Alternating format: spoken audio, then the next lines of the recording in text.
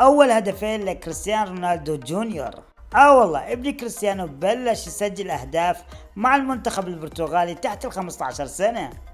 بلش المباراة بشكل أساسي ولابس رقم 7، وأول هدف سجله برجله اليسار والهدف الثاني برأسه، وبهيك بيسجل أول ثنائية مع المنتخب البرتغالي. والحلو بالموضوع احتفل على طريقة والده سي، وبهيك بيختم البطولة زي ما لازم تكون.